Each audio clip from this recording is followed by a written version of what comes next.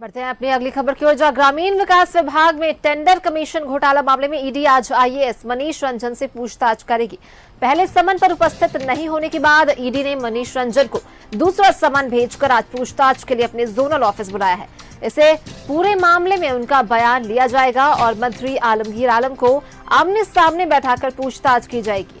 ED की विशेष अदालत में आलमगीर के रिमांड पिटीशन में मनीष की भूमिका का जिक्र एजेंसी ने किया है। एजेंसी ने बताया है कि जांच में कई वरीय अधिकारियों की भूमिका सामने आई है।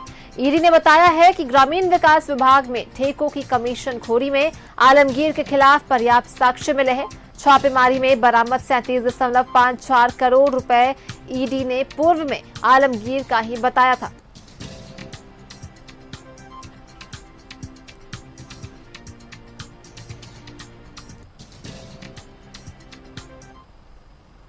और इसी पर ज्यादा बातचीत के लिए हमारे सहयोगी दीपक हमारे साथ जुड़ चुके हैं। दीपक, देखिए टेंडर कमीशन घोटाला मामले में आज आईएएस मनीष रंजन को फिर से ईडी ने ऑफिस बुलाया है पूछताछ के लिए। पिछले बार वो नहीं पहुंचे थे। आज क्या कुछ अपडेट इसे लेकर आपके पास है? क्या वो पहुंचने वाले हैं? कब तक पहुंचेंगे?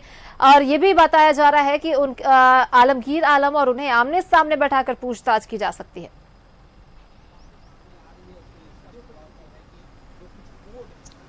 जी बिल्कुल, टेंडर कमीशन घोटाला मामले को लेकर ईडी की जो जांच है वो लगातार चल रही है और कई पहलुओं पर तमाम कड़ियों को जोड़ने की हर संभव जो कोशिश है वो उसमें ईडी लगी हुई है।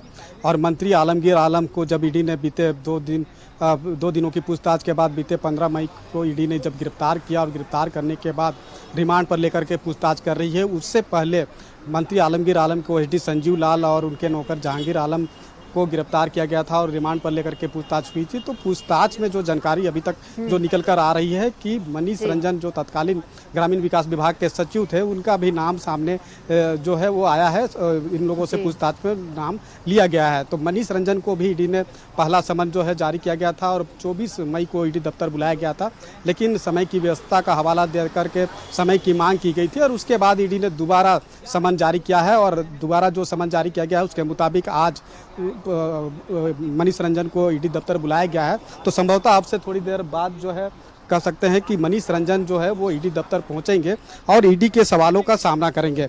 लेकिन अब सबसे अहम बात है कि जिस तरीके से पूरे टेंडर कमीशन घोटाला मामले को लेकर ईडी की जो जांच चल रही है और जिस तरीके से बीते 6 मई को बड़ी कार्रवाई जो हमने देखा भी कि कई इंजीनियर, ठेकेदार और कॉन्ट्रैक्टर के अलावा मंत्री आलमगीर आलम के ओएसडी संजीव लाल और उनके नौकर जहांगीर आलम के ठिकाने पर ईडी ने छापेमारी की और उस छापेमारी में एक मोटी रकम, कह सकते हैं कि 37 करोड़ से अधिक की जो नकदी है वो ईडी ने बरामद किया। कई डिजिटल उपकरण और दस्तावेज ईडी ने बरामद किया, जिसमें एक सबसे इम्पोर्टेंट जो एक डायरी प्रोजेक्ट भवन ग्रामीण विकास विभाग के जो कार्यालय है वहाँ से ईडी ने बरामद किया था तलाशी के दरमियान और उस डायरी में पैसे की लेन देन का जिक्र था। इसके अलावा उस डायरी में किन किन लोगों से पैसा लिया एडवांस के तौर पर, किन किन लोगों का बकाया है और इन सब के अलावा सबसे महत्वपूर्ण कुछ कोड था जिसमें M4 एक शब्द था जिसका कई मीनिंग जो है वो निकल कर सामने आ रही थी कि M4 मिनिस्टर भी हो सकता है, M4 मनीष भी हो सकता है। जब पूरी उसकी जब जांच की गई, पूरे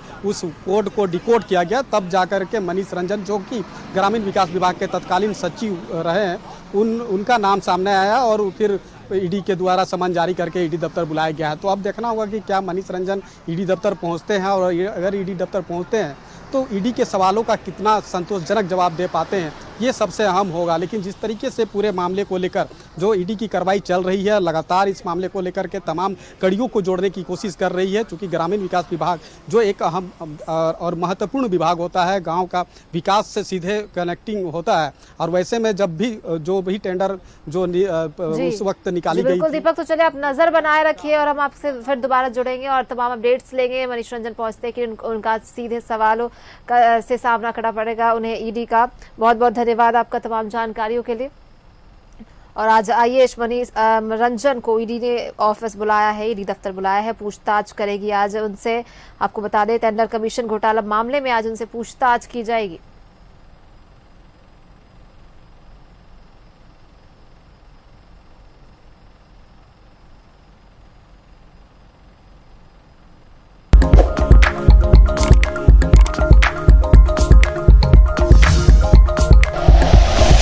Like and share videos, subscribe करें हमारा चैनल और प्रेस करें बेल आइकॉन। न्यूज़ 11 भारत, सच है तो दिखेगा।